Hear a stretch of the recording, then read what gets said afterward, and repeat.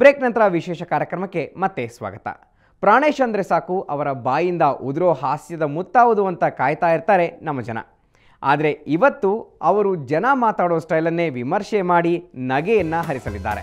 ಉತ್ತರ ಕರ್ನಾಟಕದಲ್ಲಿ ಹಾಸ್ಯ ಸಂಜೆಗಳಾಗೋದಿಲ್ಲ, ಹಾಸ್ಯ ರಾತ್ರಿಗಳಾಗ್ತವೆ. ಬೆಂಗಳೂರಿನಲ್ಲಿ ಹಾಸ್ಯ ಸಂಜೆ ನೋಡಿ, ಇಷ್ಟು ಮಳೆ ಒಂದು ಹನಿ ಬಿದ್ದರೆ ನೀವು ಗಾಬರಿ ಆಗಿಬಿಡ್ತೀರ ಬೆಂಗಳೂರು ಜನ. ಅಯ್ಯೋ ಸುನಾಮಿ ಬರೋ ಹಾಗಿದೆ ಅಲ್ವಾ, ಸಮುದ್ರನೇ ಇಲ್ಲ ಬೆಂಗಳೂರಲ್ಲಿ, ಸುನಾಮಿ ಏನು ಬರ್ ಸುಮ್ಮನೆ ಗಾಬರಿ ನೀವು. ನಮ್ಮ ಜನ ಗಾಬರಿ ಆಗೋದು, ಹಚ್ಚಿ ಮಳೆ ಹೊಡಿತಿದ್ರೆ ಮಳೆ ತಲೆ ಮೇಲೆ ಒಂದು ಖರ್ಚು ಪಟ್ಕೊಂಡು ಹಿಂಗೆ ನಿಂತಿರ್ತಾರೆ. ರಾಜಕಾರಣಿಗಳ ಭಾಷಣ ಕೇಳಬೇಕು, ನೀವು ಬಂದಿರ್ತಾರೆ ನಮ್ಮ ಜನ. ಇನ್ನು ಚೂರು ಗಲಾಟೆ ಆಗಿಬಿಡ್ಬೇಕು ಮೆಜೆಸ್ಟಿಕ್ಕಲ್ಲಿ, ಅಯ್ಯೋ ದೊಂಬಿ ಆಗ್ತಾ ಇದೆ, ಮರ್ಡರ್ ಆಗ್ತದೆ ಏನೋ, ಸುಮ್ಮನೆ ಇವ್ರಿಗೆ ಗೊತ್ತಿರೋದ್ರೆ ಯಾರು ಅಂತ ಮರ್ಡರ್ ಆಗುತ್ತೆ. ಮನೆಗೆ ಹೋಗೋಣ ಒಂದು ಸ್ಕೂಟ್ರ್ ಮೇಲೆ ಬಂದಿರ್ತಾರೆ, ಅಲ್ಲೇ ಸೈಡಲ್ಲಿ ಸ್ಕೂಟ್ರ್ ಪಾರ್ಕ್ ಮಾಡಿ ಆಟೋ ಹಿಡಿದು ಮನೆಗೆ ಬಂದ್ಬಿಡ್ತಾರೆ. ಬೆಳಗ್ಗೆ ಒಂದು ಸ್ಕೂಟ್ರ್ ತರ್ತಾರೆ. ಗಾಬರಿ ಇಲ್ಲಿ ಜನರಿಗೆ ಎಲ್ಲಿ ಯಾವಾಗ ಏನಾಗುತ್ತೋ ಅಂತ. ನಮ್ಮಲ್ಲಿ ಹಾಗಲ್ಲ, ಇಬ್ಬರು ಯಾರಾದರೂ ಜಗಳ ಆಡ್ತಿದ್ರೆ ಏನೋ ಜಗಳ ನಡೆದೈತೆ ನಡಿ ನೋಡೋಣಲ್ಲ, ಇಬ್ಬರು ಹೋಗಿ 4 ಆಗಿ 8 ಆಗಿ 10 ಆಗಿ 400 ಜನ ಆಗ್ತಾರೆ. ಅದೇ ಒಂದು ಟೈಮ್ ಪಾಸ್ ಅವತ್ತು ಇಡೀ ದಿವಸ. ಜಗಳ ಅಸಲು ಯಾರು ಶುರು ಮಾಡಿದ್ರೋ ಗೊತ್ತಿಲ್ಲ, ನೋಡಕ್ಕೆ ಹೋದವ್ರು ಒದಿಸಿಗೆ ಬಂದುಬಿಡ್ತಾರೆ ರೀ ನಮ್ಮಲ್ಲಿ. ಯಾಕ್ರಿ ಏನು ಮೈಮ್ಯಾಗಲೇ ಪ್ಯಾಂಟ್ ಗಿಂಟ್ ಹರಿದಾಡೋದಿಲ್ರಿ, ನೋಡಕ್ಕೆ ಹೋಗಿದ್ದೆ ನನ್ನ ಒದ್ಬಿಟ್ರು ಅವರು. ಯಾರು ಒದ್ದವ್ರು ಯಾರಿಗೆ ಗೊತ್ತು, ಎದಕ್ಕೆ ಹೋದ್ರು ಅದು ಗೊತ್ತಿಲ್ಲ, ನೋಡಕ್ಕೆ ಹೋಗಿ ಒದಿಸಿಗೆ ಬಂದುಬಿಡ್ತಾರೆ. ಒಬ್ಬ ಕಬ್ಬಿನ ಹಾಲು ರೀ, ಶುಗರ್ ಕೇನ್ ಜ್ಯೂಸ್ ಕಬ್ಬಿನ ಹಾಲು ಅಂತ ನಿಮ್ಮಲ್ಲೂ ಕಬ್ಬಿನ ಹಾಲು ಅಂತೀರ, ಅದನ್ನ ಅಂಗಡಿ ಹಾಕಿದ್ದ. ಒಬ್ಬ ಬಂದು ಒಂದು ಗ್ಲಾಸ್ ಕಬ್ಬಿನ ಹಾಲು ಕೊಡು, ಜಗಳ ಆಗದೈತಿ ಇಲ್ಲ. ಅವನು ಪಾಪ ಕಬ್ಬಿನ ಹಾಲು ಅವನು ಗಾಬರಿಯಾಗಿ ಸರ ಎಲ್ಲ ತಿಳಿ ಗ್ಲಾಸಲ್ಲಿ ಕಬ್ಬಿನ ಹಾಲು ಕುಡ್ದ. ಇನ್ನೊಂದು ಗ್ಲಾಸ್ ಕಬ್ಬಿನ ಹಾಲು ಕೊಡೋ, ಜಗಳ ಆಗದೈತಿ ಇಲ್ಲ. ಮತ್ತೊಂದು ಗ್ಲಾಸ್ ಕೊಟ್ಟ. 3ನೇ ಗ್ಲಾಸ್, ಇನ್ನೊಂದು ಗ್ಲಾಸ್ ಕೊಡೋ, ಜಗಳ ಆಗದೈತಿ ಇಲ್ಲ. ಮತ್ತು 7 ಗ್ಲಾಸ್ ಕೊಡ್ದ. ಹಿಂಗೆ 7 ಗ್ಲಾಸ್ ಕಬ್ಬಿನ ಅವನು ಖುಷಿಯಾದ. ಏನು ಸರ್ 7 ಗ್ಲಾಸ್ ಆಯ್ತು, ಇನ್ನೂ ಜಗಳನೇ ಶುರುವಾಗಿಲ್ಲ.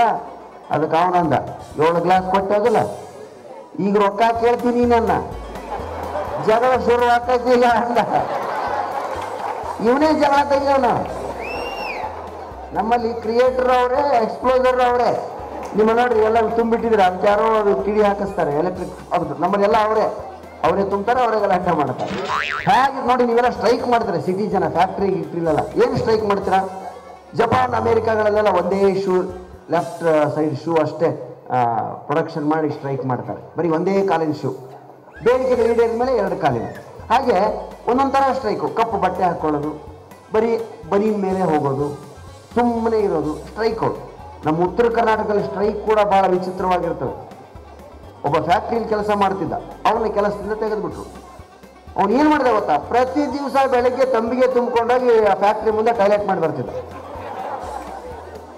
ಏನು ಸ್ಟ್ರೈಕ್ ರೀ ಇದು. 1 ವಾರ ಆಯಿತು, ಮ್ಯಾನೇಜಿಂಗ್ ಕಮಿಟಿ ಡೈರೆಕ್ಟರ್ ಕರೆದ, ಬಡ್ಡಿ ಮಗನೇ ಏನ ಫ್ಯಾಕ್ಟ್ರಿ ಮುಂದೆ ಬಂದು ಟಾಯ್ಲೆಟ್ ಮಾಡ್ತಿದ್ಯಾ, ಯಾಕೋ ನೀವು ನನ್ನ ಕೆಲಸದಿಂದ ತೆಗೆದಿದ್ದೀರಿ? ಹೌದಾ? ಹೌದು. ಅದಕ್ಕೂ ಇದಕ್ಕೆ ಏನು ಸಂಬಂಧ? ನೀವು ಕೆಲಸದಿಂದ ತೆಗೆದ್ರೂ ಕೂಡ ನಾನು ಉಪವಾಸ ಇಲ್ಲ ಅಂತ ನಿಮಗೆ ಗೊತ್ತಾಗಲಿ ಅಂತ ಟಾಯ್ಲೆಟ್ ಮಾಡ್ತಿದ್ದೀನಿ.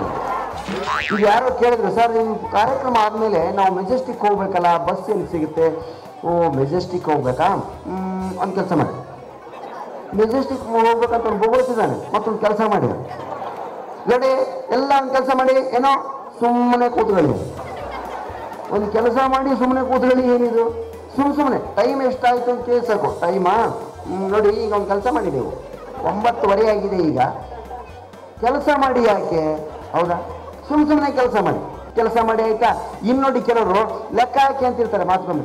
ಅಲ್ಲ ಸರ್, ಪ್ರಾಣೇಶ್ವರ ಭಾಷಣ ಎಷ್ಟು ಸಾರಿ ಕೇಳಿಲ್ಲ ನಾವು, ಆದರೂ ಮಳೆ ಬರ್ತಿದ್ರು ಜನ ಕೂತ್ ಕೇಳ್ತಿದ್ದಾರೆ ಅಂದರೆ ಲೆಕ್ಕ ಹಾಕಿ. ಸರ್ 13 ವರ್ಷದಿಂದ ಇದೇ ಥರ ಅದ್ದೂರಿಯಾಗಿ ಇವ್ರು ಮಾಡ್ತಿದ್ದಾರೆ ಅಂದರೆ ಲೆಕ್ಕ ಹಾಕಿ. ಸರ್ ಗಣಪತಿಗೆ 7 ಬಾಗಿಲು ತೆರೆಯೋ ಹಾಗೆ ಮಾಡಿದಾರಲ್ಲ, ಲೆಕ್ಕ ಹಾಕಿ. 7 ಬಾಗಿಲು ಅಂತ ತಾನೇ ಬಗಳ್ತಾನೆ, ಮತ್ತು ನಾನೇನು ಲೆಕ್ಕ ಹಾಕ್ಬೇಕು? ಸುಮ್ಮನೆ ಲೆಕ್ಕ. ಸರ್ ಬೆಳಗ್ಗೆಯಿಂದ ಓಡಾಡ್ತೀರಿ, ಬರೀ 2 ಇಡ್ಲಿ ತಿಂದದಷ್ಟೇ, ಲೆಕ್ಕ ಹಾಕಿ. 2 ಇಡ್ಲಿ ಅಂತ ತಾನೇ ಹೇಳ್ತಾನೆ, ಮತ್ತು ನಾನೇನು ಲೆಕ್ಕ ಹಾಕ್ಬೇಕು? ವಿಜಿಲ್ ಹೊಡಿಬೇಡ ಅಂದ್ರು ಮತ್ತೆ ಹೊಡಿತಾರಲ್ಲ ಸರ್, ಲೆಕ್ಕ ಹಾಕಿ. ಅಲ್ಲ, ಈ ಪಾರ್ಟಿ ಮಳೆಯಲ್ಲೇ ಇಷ್ಟು ಜನ ಇದ್ದಾರೆ ಅಂದರೆ ಲೆಕ್ಕ. ಸರ್ ಹೆಣ್ಮಕ್ಳು ಬಂದಿದ್ದಾರೆ, ಅದನ್ನ ನೋಡಿ. ಟಿವಿ ಬಿಟ್ಟು ಹೆಣ್ಮಕ್ಳು ಬರೋದೇ ಅಪರೂಪ. ಎಂತೆಂಥ ಸೀರಿಯಲ್ಗಳು ಬಿಟ್ಟು ಬಂದಿದ್ದಾರೆ ಅವರು, ಲೆಕ್ಕ ಹಾಕಿ. ಹೌದಾ?